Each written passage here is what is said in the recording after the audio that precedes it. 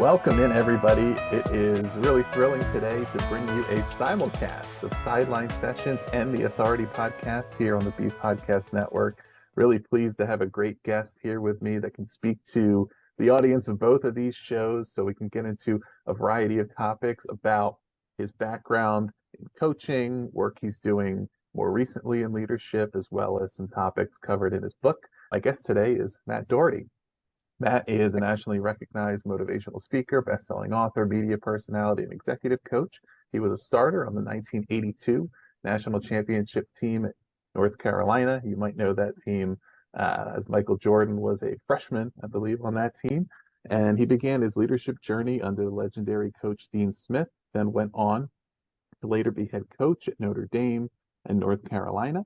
And in 2001, led the team to the ACC regular season championship and was named AP National Coach of the Year. And actually, as I was prepping this bio today, I realized I probably need to specify that was North Carolina that was the ACC regular season champs, because all of a sudden Notre Dame is in that conference. I realized, right, which they probably could be part of the ACC for 40 years, and I'll never quite wrap my head around it. It's a little different, right? Coach Doherty was also head coach at Florida Atlantic and SMU. He worked at ESPN with the Indiana Pacers and with the Atlantic 10 Conference, and is the author of a book called Rebound, From Pain to Passion. Coach Matt Doherty, it's a pleasure to have you here. Thanks, Ross. Thanks for having me on the show. Let's start. I call it a condensed version, although there's a lot packed in there, right, into that bio. And I'm sure a lot of our listeners have known of your work at some of those stops and then have some familiarity. Of course, we have folks involved in sports, so they're pretty plugged in. But is there anything, as we're kind of introducing the conversation, as we're talking about the perspective from the work you're doing now, reflecting on all the things I listed off there, that you would kind of add to that, to kind of what that journey has looked like, or the different roles you've moved through? It's not linear. I give a lot of talks, and one of the slides I put up is a slide. It's a graph, and it shows a steady ascent and then a sharp decline. And I ask people, what does that look like? And most of them say a market crash. And then the next slide, I put the title up top, and it's my coaching career. So I started my coaching career at Davidson College in 1989 under Bob McKillop, the legendary coach at Davidson, best known for, I like to say, being my high school coach, but he's best known for coaching Steph Curry. And then I went to Kansas and was an assistant coach for Roy Williams for 7 years. And then my first head coaching job was at Notre Dame. I started there in 1999. And for an Irish Catholic kid from New York, it was pretty surreal. I thought I'd be there forever. And then a year later, North Carolina came calling after Bill Guthridge resigned. Everyone, including myself, thought Roy Williams was going to take the job. He decided to stay at Kansas. So Dean Smith and Michael Jordan recruited me to come home. That first year, you noted, we had a great season. We were ranked #1 in the country, beat Duke at Duke, and I was voted, I'd like to say my staff and I were voted coaches of the year. And then the next year I had the worst record in Carolina basketball history, which was 8-20. And then my third year we were rebuilding, starting 3 freshmen and 2 sophomores. My starting center, Sean May, broke his foot, and we won 19 games but didn't make the NCAA tournament. My leadership came under question, and I was asked to leave, and they replaced me with Roy Williams. I took a couple of years off, a little bit of a sabbatical, studied leadership, did some TV, and then wanted to get back to coaching. And that's when I took the job down at FAU. I was there only a year, and then took the job at SMU, which I was there for 6 years, and then got fired. And so, college athletics it's my drug. It's high highs, low lows. And as much as coaches like to be in control, we're often not. And so after that, I looked to get into the NBA. I worked for the Indiana Pacers for about 4 years, went back to college as a administrator in the Atlantic 10 Conference, and then ended up being an executive coach. And that's what I do now. So I work with small to mid-sized business owners on leadership, developing systems, driving culture, and been doing that for almost 5 years. And it's really fulfilling work. It is teaching and coaching, and that is my purpose. It's just not coaching basketball players. I'd love to talk about, we're obviously going to talk a lot about the things you've learned and the wisdom you're going to share with our listeners here. I'd love to start it by talking about the people you learn from and some of the Yeah. things you learn from them. And we've named some of them so far: Bob McKillop, Dean Smith, Roy Williams, the coaches that you played for and coached with, some of your teammates, Michael Jordan, James Worthy, right? Kenny Smith, Hall of Famers and champions at every level. And I'm sure some of the players you coached, right? Really Yes. high caliber people themselves. Who are some of the people you learned the most from and some of the lessons that have really you've taken with you throughout the years? Well, I think when I played for Bob McKillop in high school, and I look back, and Bob was 24 years old when I was playing for him. And then the lessons I learned, I was really blessed, Ross, growing up on Long Island to Mary and Walter Doherty and three older sisters, younger brother. And the neat thing about growing up there is you got exposed to a lot of different things. And as a young athlete, I played the sport every season for every season. We played football, we played hockey, street hockey, we played basketball, we played baseball. And you had all these great coaches that we were blessed. A lot of first generation Long Island. So my dad was from Brooklyn, my mom's from the Bronx. And we had a lot of great coaches. The Coleman brothers coached me in seventh and eighth grade. And the discipline, the lessons, the fundamentals that were instilled in me, the camps I went to on Long Island had some great coaches there. I was really blessed. And I got a chance to dream, to be able to see the Knicks playing on TV, going to a lot of net games back. The Nets were on Long Island at Nassau Coliseum. That was 5 miles from my house. I got to see Dr. J play. I got to see Dr. J give us a clinic in camp. So I just had so many opportunities to dream and then chase my dreams. There was a park 3 blocks from my house. I call it the park. And Bob McKillop was playing. A lot of the guys, NBA, ABA players, college players. And as a skinny sixth grader, I was trying to get in these games with the college players and the NBA and ABA players.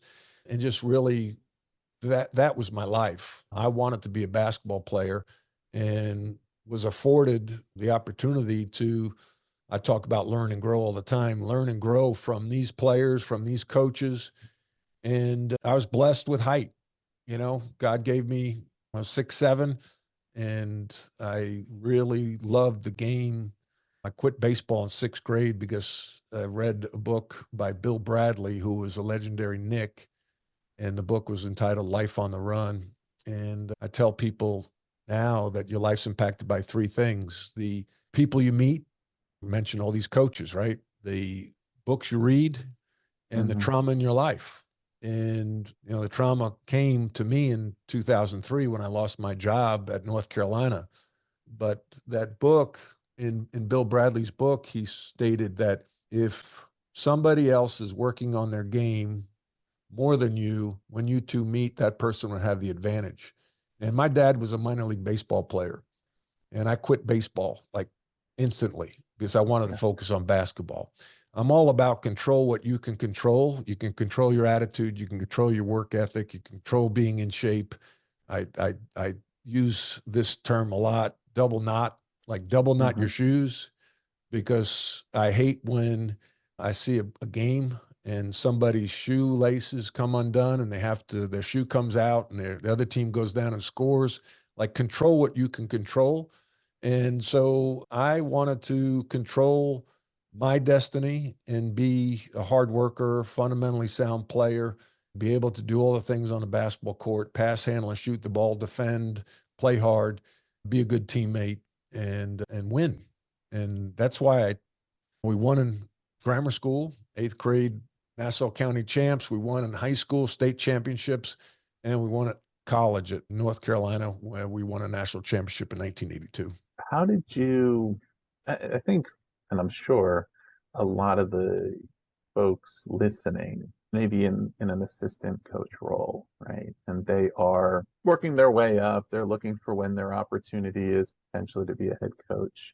And I'm sure one of the things that might cause friction, right? That to work through in that case is how to be where you are in a sense, Yeah. right? How to learn as much as you can in the role where you are, learn from the person who has the job you might want, and especially to work through whatever your, I guess, whatever your feelings are about whether or not that person should be in that job, right? Or sometimes the feeling that I should be there, I should have that role, or when sometimes that means either one, just looking for what are the things that they know that I don't know yet, or what are the things they're able to do that they need to learn how to do. Sometimes it might be learning things that you don't want to do when you're in the position to have that role, right? When you're in that position of authority to say, you know what, I don't like this, I don't, and I'm going to really hold on to that. But what did you learn through the different roles you work through, or even wish that you had paid attention to sooner, right? Things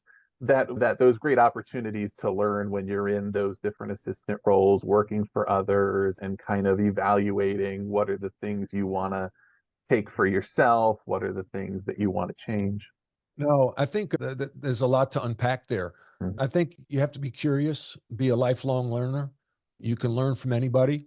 You know, you can be scouting a player, high school player, and you see a good out of bounds play or a good drill that a high school coach is running. I got to recruit Bob, Mr. Hurley, we called him Bob Hurley, the legendary high school coach at St. Anthony's in Jersey City.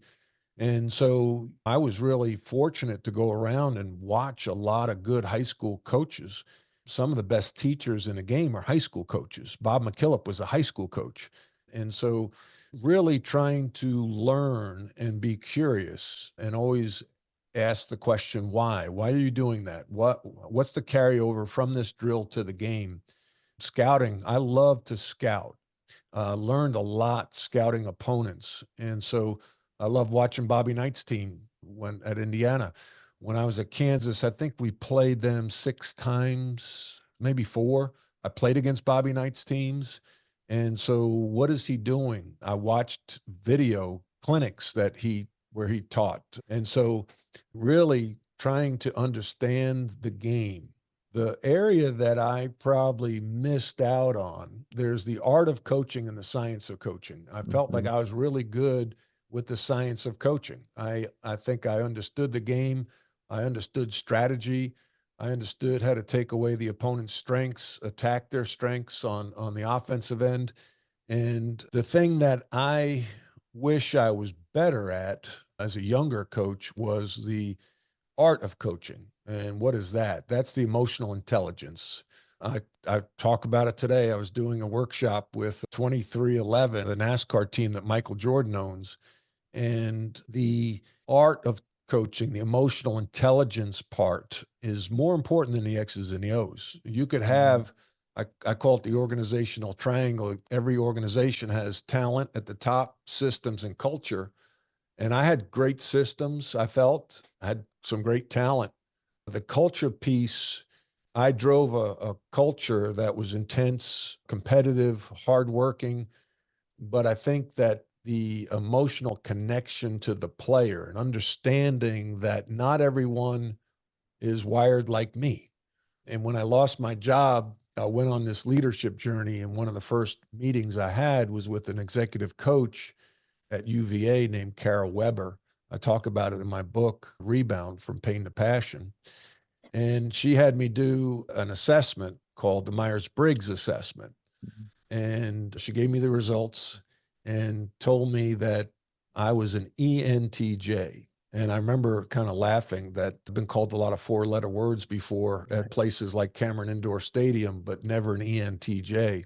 And she described to me what that was, and that only 2% of the population were ENTJs.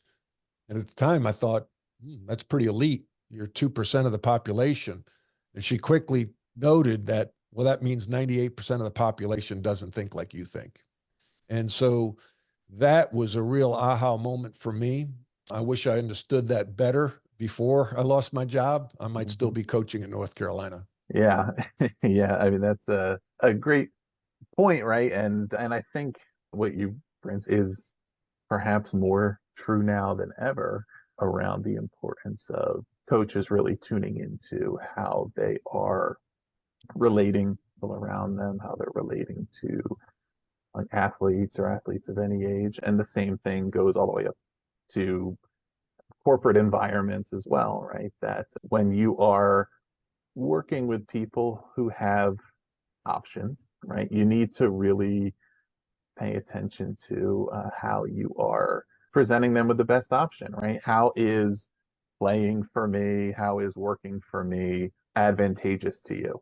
How am I making you better? How am That, I? And that's and of course in the college sports landscape, that's something that I think a lot of people are navigating through right now with the freedom around transferring and those kind of things. And whatever is a better or worse system is kind of a whole separate debate. But the reality is you have to really think of it in those terms and think, look, if why should somebody want to be here and be part of this program if they're not getting better, if they're not learning anything, if they don't yeah. see a future for themselves, and if they're not, if I'm not articulating to them a vision of where we're going and why it's compelling, right? And that's something that is just good leadership in any scenario. Well, I talk about the model that I developed called the six knows, KNOWS, of leadership. And I made up this acronym called STEVIT. And I tell a story that Stevitt was an Eastern European kid that I try to recruit just so it hopefully it sticks, right? Stories stick. I think most good communicators are able to tell stories, and that resonates with people. So STEVIT is the acronym. S is you got to know yourself, because if you don't know yourself, you can't lead others. And then the T is you got to know your team, and not everybody is the same, not only in talent, but how they retain information, how they receive coaching. You can't coach everybody the same. And I think that was a mistake that I probably made. And then you got to know your environment. Like every job is a political web. You have hierarchy, you have athletic directors, you have presidents, you have board of trustees, you have boosters, you have former players. You got to know your environment. And then you touched on the V is vision. Where are you going? Because if you don't know where you're going, how can you expect people to follow you? And then the I is the industry. You've got to know the industry.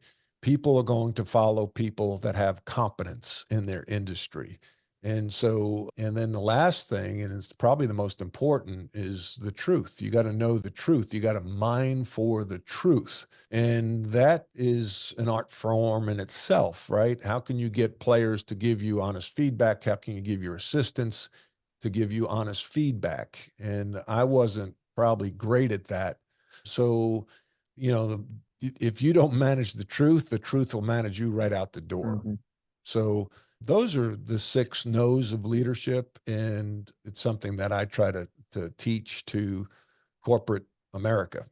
Yeah, that last one stands out not only as far as managing the truth and determining how to communicate that, but just as far as the importance of proactive communication. It's something I think and talk a lot about and do a lot around. And that it's the perspective taking piece, the piece of tuning into those around you, those who are part of the organization, thinking about what are the things they'd be interested in knowing, what is going to enable them to feel a higher level of trust about what we're doing here, to understand our vision better so they can make better decisions in the work they're doing and they get better. What are the gaps in awareness that they're going to fill with some other narrative, right? And then you lose control of perhaps what the truth is because, okay, there's nothing to hide here. We're doing the right things, but I haven't engaged people in that. And now they're thinking they must be hiding something or they're making a different assumption, right? And it's a pretty quick way to lose control of an organization. Yeah, I think every organization needs to have core values. At North Carolina, we had three: we play hard, play smart, play together. Right? Those were our core values. You recruit to that, you train to that, and you discipline to that. And my core values are art, respect, trust, commitment, positivity. And I think that to develop a trust, you've got to show people respect first and foremost. And then the trust is, are you consistent? Are you going to do what you say, even when it's hard? And then commitment, the commitment to getting better, the commitment to your players, the commitment to your staff, a servant leader, which Dean Smith was the epitome of servant leader. And then positivity. I added positivity a few years ago because I don't like being around negative people. Kevin Stallings, who was a great coach at Vanderbilt and a good friend of mine, said there's two kind of players. There's energy givers and energy suckers, right? And there's two kind of staff members, energy givers and energy suckers.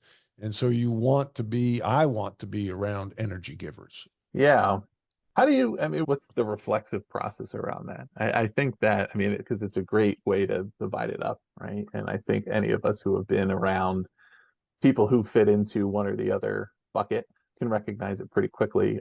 But I think sometimes people don't recognize it in themselves, Yeah. especially if they're being kind of an energy sucker, not necessarily in the sense of being overly negative in an over the top way, right? But in the ways where they are missing those opportunities to give energy and where they're sort of almost magnetically pulling energy out of the equation. Yeah, it's one thing I learned from an executive coach I worked with when I was coaching at North Carolina, Dr. Jerry Bell.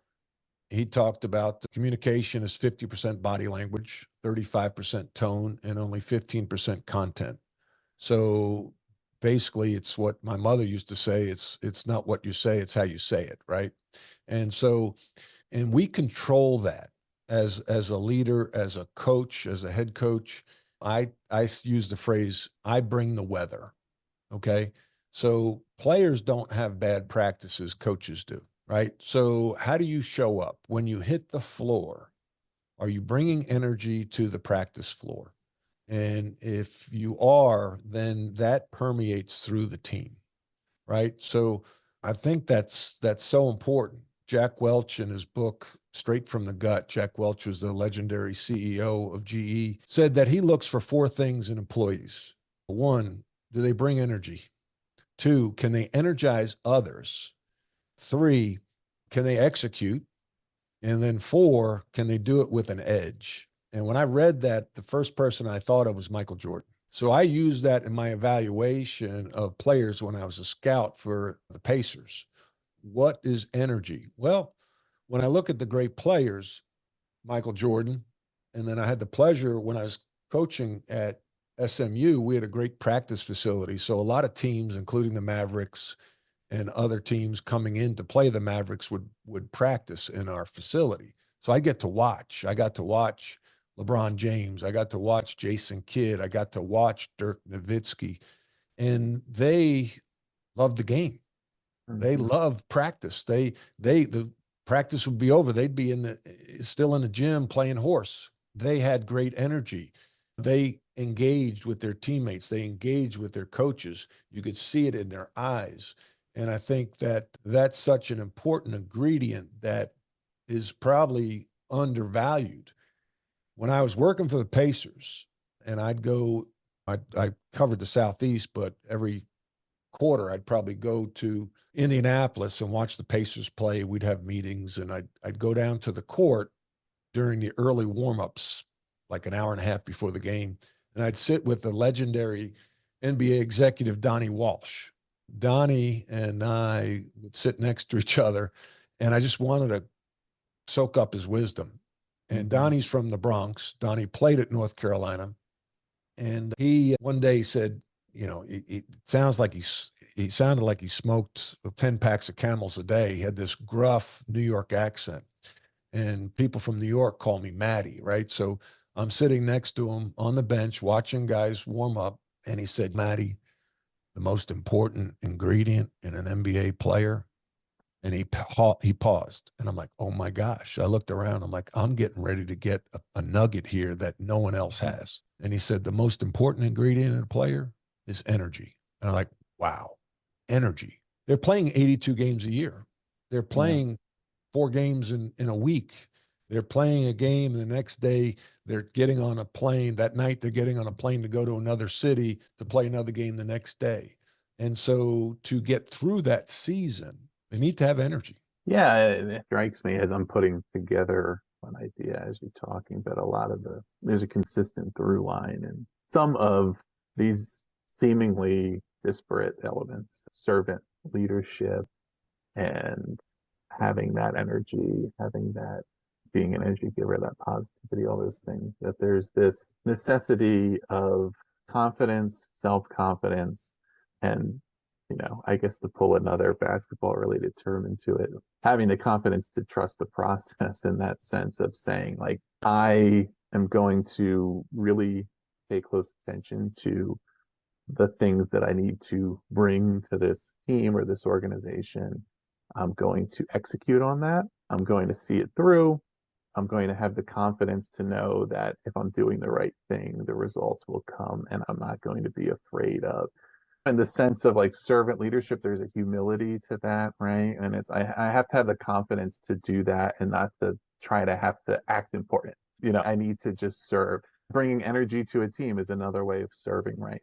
I'm not going to be afraid to look dumb or to, right, be the one who's positive when things aren't going well, or who's going to do the dirty work and the little things and the things that don't look cool, so to speak, right? Right. I'm going to just do the right thing that needs to be done and be confident that the results will show. So even though those are totally different kind of things, I think there's a commonality there in knowing who you are, knowing what's the right way to approach your work, and being confident to see it through. Yeah. And that confidence, as a college player, I tell young people that you have to fill up a bag with half the bag with confidence, and the coach fills it up with the other half.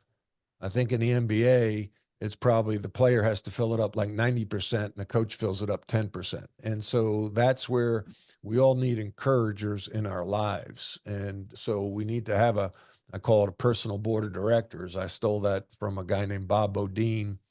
And, who are your personal board of directors? And on our personal board of directors, we need encouragers. We need Mm-hmm. cheerleaders. We need people that are support you, but we also need truth tellers, right? So someone says, oh, yeah, I think you could play in the NBA, but maybe you're not capable of it.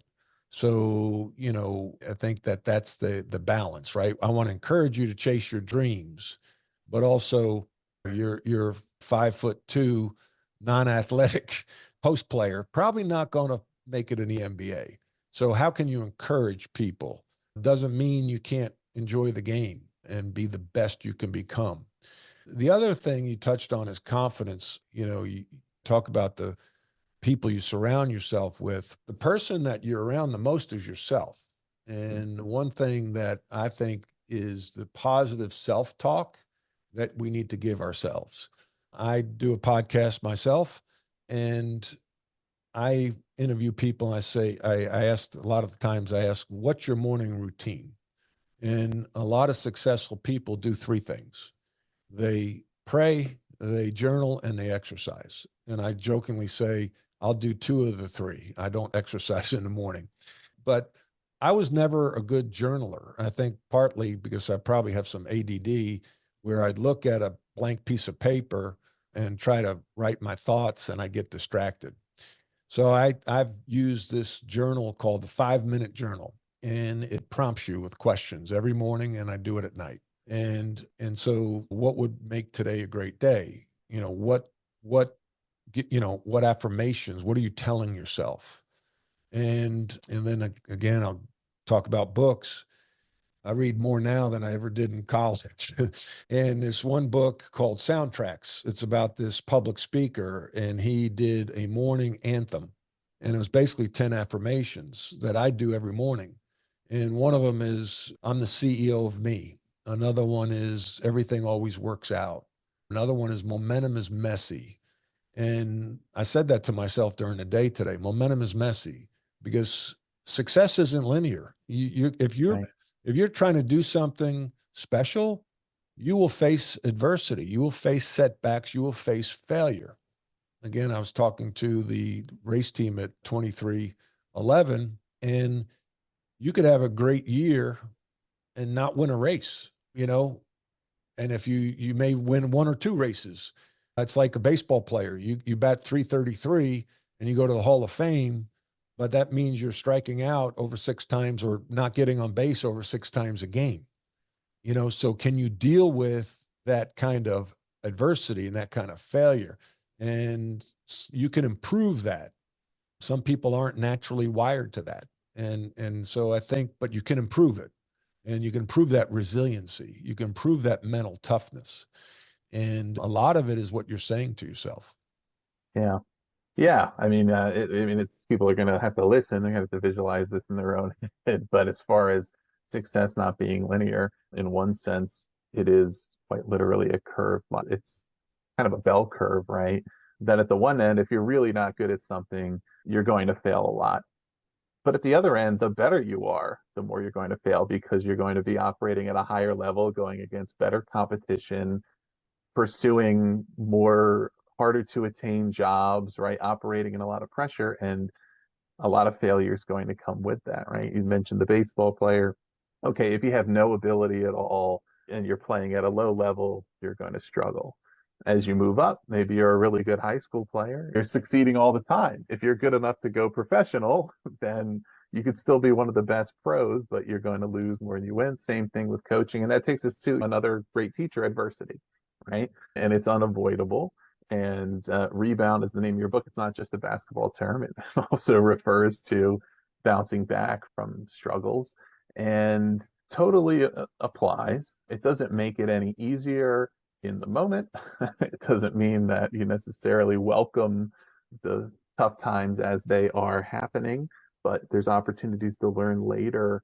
And there's like the few questions I think that are helpful to frame this around. It's like the what went wrong, why did this happen, how do you prepare for your next opportunity, which I think are core to the book. But what I guess, yeah, like I mean, you've written the book about it, right? So like what have I guess how have you developed your perspective around what adversity means and should mean and what people should learn to make it mean in their lives? I think perspective is a good word. When I was coaching, I had a friend who was a lieutenant colonel in the Army, and he gave me a challenge coin, and I carry it with me every day. And when I was coaching at North Carolina, we were playing at Maryland my last year.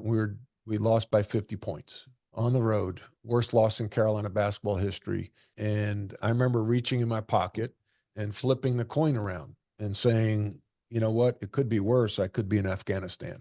Today, you know, a couple things didn't go my way. And I said to myself, it could be worse. I could be caught in the fires in LA. I have a dear friend who's struggling with cancer and may not, you know, live very long. It can always be worse. And one of my clients one time told me we have a tendency to compare up. And with social media, it makes it that much easier. We see these people living this life that we want to live or feel we deserve to live, but we very rarely compare down to the people that are struggling, the people that are begging for food, the people that have it worse off than us. And I think we need perspective in our lives to have a healthier mindset. Yeah, the kind of some of the coaching, like performance coaching work that I've done, we refer to that as judging circumstances. There's judging yourself, which is typically people who are really hard on themselves and they think they're Mhm. not good enough. There's judging others, which is they're having harsh perspectives toward others, and then judging circumstances, which is that comparison and that taking a partial story of something that seems this person's doing better than I am, they seem to be succeeding, they whatever the case may be, and now it's making me feel differently about myself instead of focusing on what are my actual goals. And a lot of times, like you mentioned with social media, the internet, the media in general, looking at trying to interpret other people, Yeah, I think that's they're one the of the hardest person's things succeeding about in a way being, that you don't even care about. yeah, It's they're yeah, doing well and at something that I don't even want to do, and yet because I'm paying attention to them instead of me, it's changing my attitude. and they might not even be succeeding. It just Hmm. looks that way. Like I like to say, don't compare your everyday to someone's highlight film. And so a lot of people that look successful are out probably living, maybe living in turmoil, inner turmoil. So I think that that perspective is healthy. And I also think that when you deal with adversity, God doesn't promise us a smooth path. He promises us hardship. And it forces us to lean on him. You get brought to your knees. Well, should you do when you're on your knees? You should pray. And so I think that one thing that helped me was bring me closer to God to realize, okay, God, why? All right, how do you want to use me? How do you want to use my talents?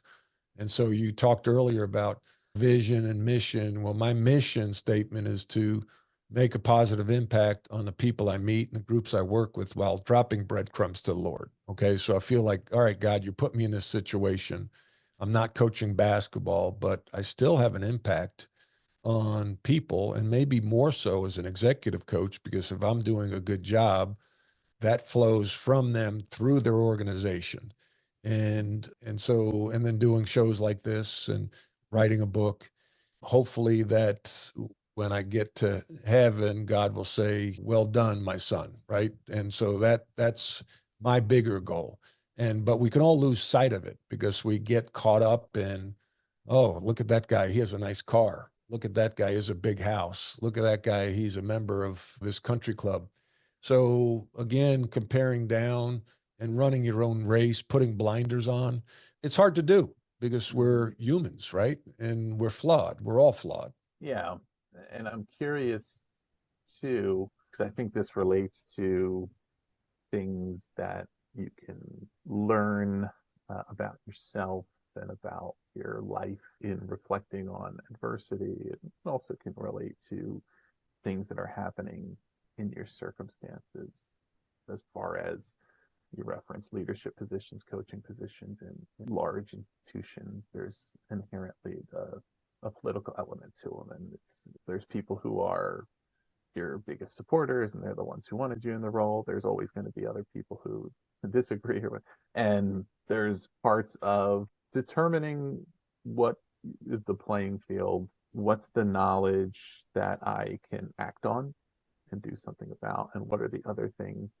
that if there's nothing for me to do about it, I need to let it go, right? And Yeah. I think there's part of that in the reflection on adversity, that I'm sure there are things that you look back on and say, I would have done that differently. I would have Yeah. made a different decision. I would have been better at this or that. And there's probably other things that, you know what, to the best of my reckoning with, this thing went poorly because of a decision somebody else made or something that I disagree with in some other circumstance. And the best thing I can do is just accept that and move on. And I can't do anything about it, right? And I can't change. But there's an element of needing to be able to understand the difference, I would think.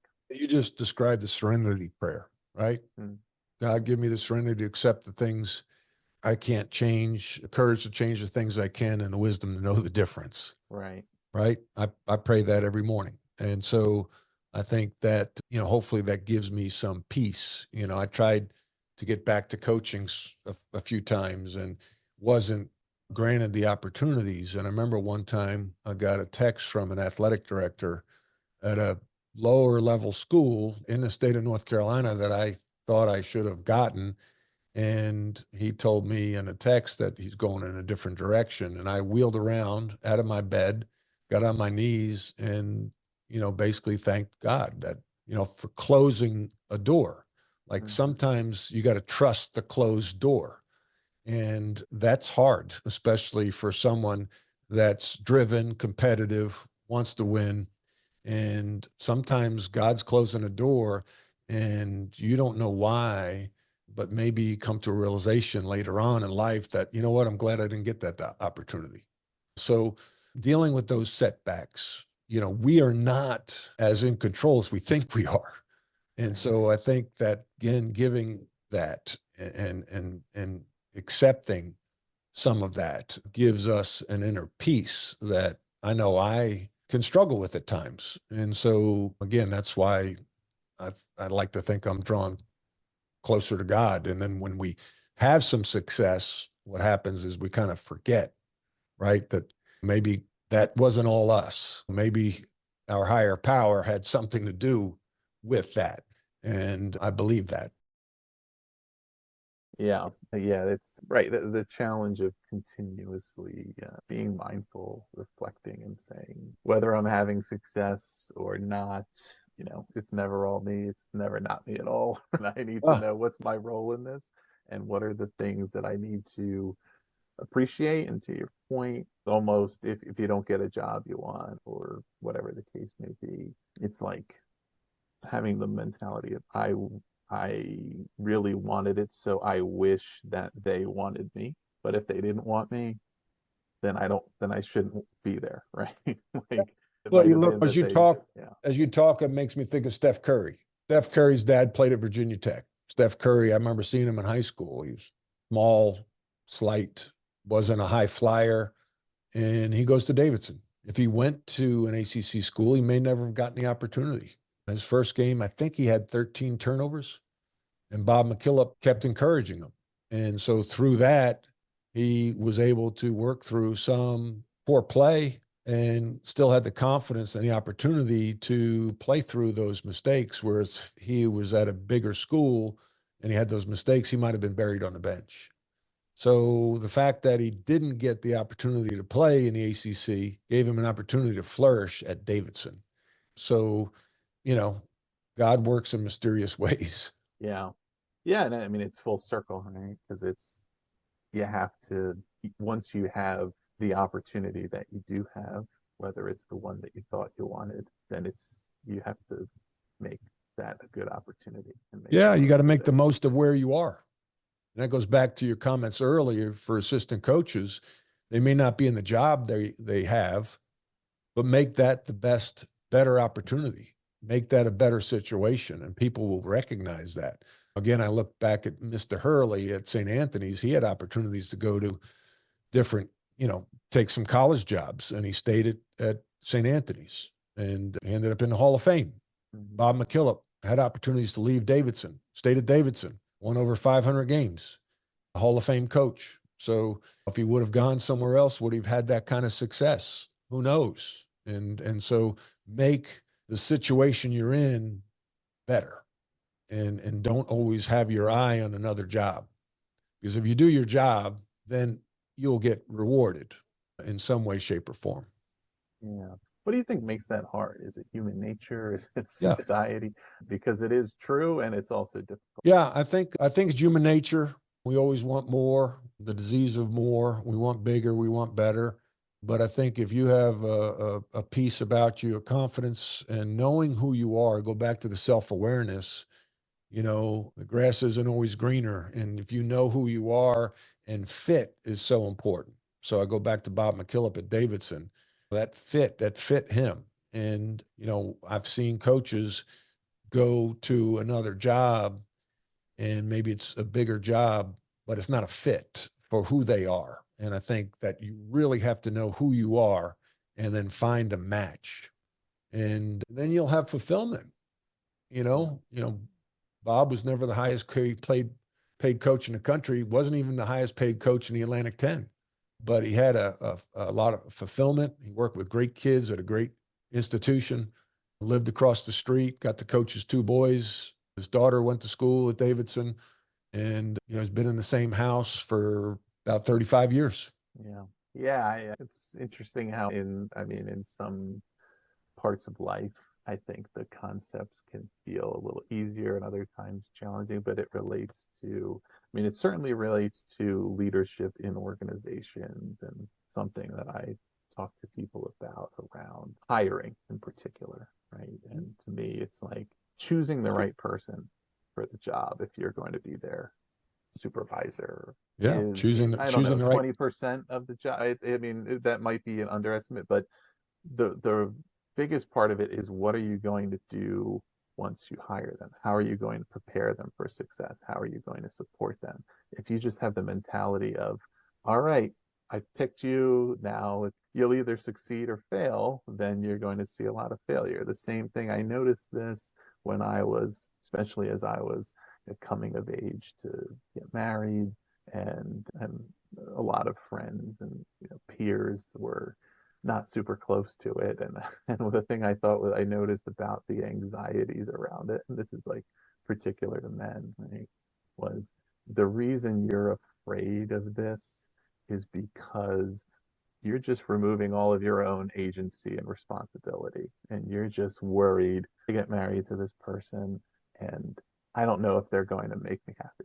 I don't know if they're going to make this. And it's not, instead of thinking, what are you going to do to make it a great relationship, right? What are you going to bring to it? How are you going to be responsible for it? And then, like, again and again, it was that piece of, what am I doing to turn my circumstances and my opportunities into great outcomes? And am I just worried about what somebody else is going to do, or thinking that it's all about what's done to me versus what I can do about it? Right. That's right. You take the initiative. So a lot of that is about fit, right? Whether it's a spouse, a job, it's about fit and aligning with, again, your values and the values of that other person or that other institution. Amazing. Well, we're getting close to the end of the conversation, and I guess I wanted to tie it together by revisiting. I think this is a good final kind of thought for our listeners. This concept of leadership as a learned behavior, right? And you write about, I believe, kind of having an introduction into a lot of this even after your coaching career. And I think one of the things it illustrated was your interest in continuing to learn more and learn about Yes. leadership, even after you would have, I'm sure you very easily could have continued to get professional opportunities and get into executive coaching and keynoting and the various things you've done by just coasting off of everything you had already done, right?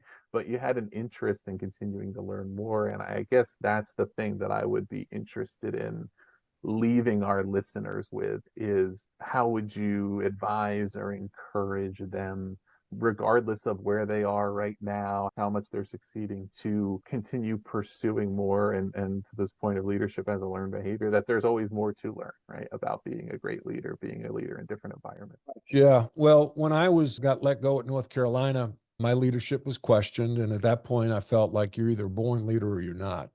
And with my leadership coming under scrutiny, I was told I wasn't a good leader.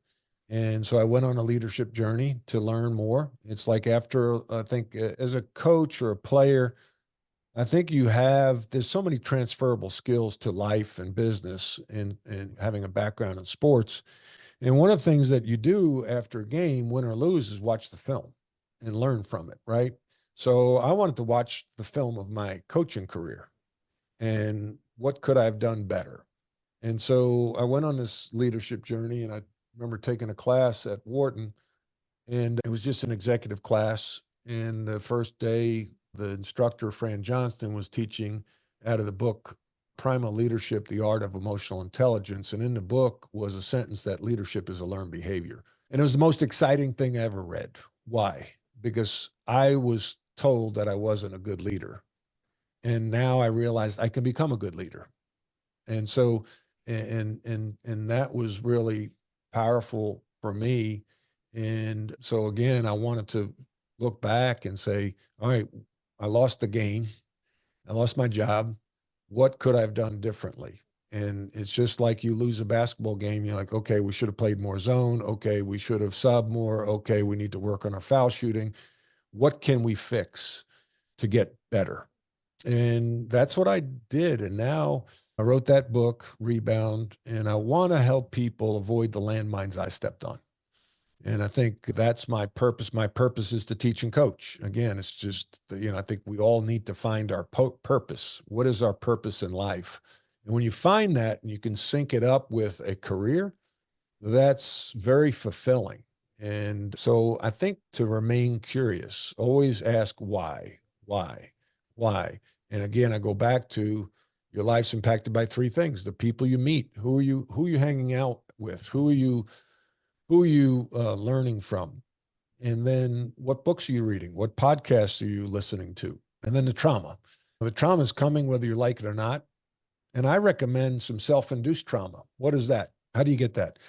Through assessments. I give my clients 360-degree assessments. I had it done after I lost my job at North Carolina, and I learned some things where it's confidential input from people you work with. When you read something in an assessment that states that you handled situations in a certain manner that wasn't so flattering, that sticks with you. That's trauma. That's self-induced trauma.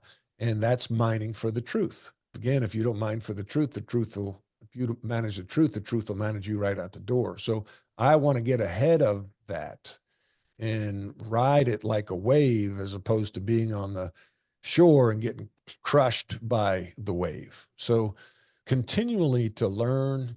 My motto is to learn and grow, continuous learning and growing. And leadership is a practice. And what do I mean by that? I didn't understand until about 3 or 4 years ago when I started as an executive coach that, doctors would say, I have a medical practice. Lawyers would have a legal practice. Dentists would have a dental practice.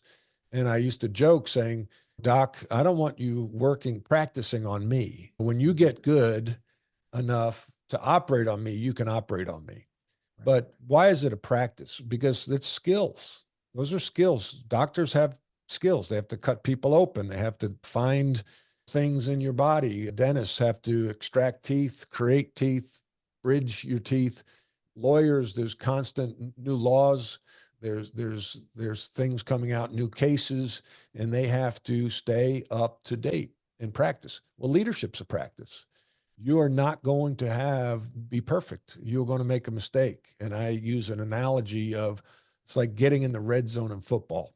You're inside the 20 getting ready to score, and then somebody pushes a button and extends the field 100 yards.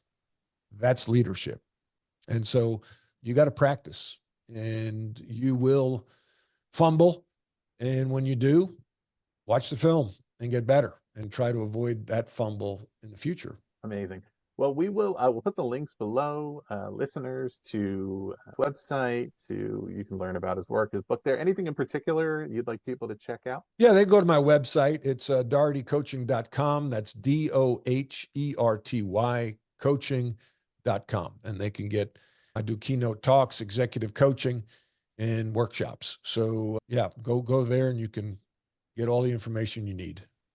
Wonderful. Well, yeah, this episode, as it'll be appearing in a couple different places, whether you're out there coming from the sports world or in school leadership or leadership in other organizations, we'll make the links easy to find so you can follow through on the resources and information that are helpful to you. Please also do subscribe to Silent Sessions and The Authority, depending on where you're listening. And if you find this conversation valuable, I'm sure you'll find more episodes that are helpful to you, or you can visit thepodcast.network to learn about more shows in the education field. Coach Matt Doherty, thanks so much for being here. Thanks for having me on the show.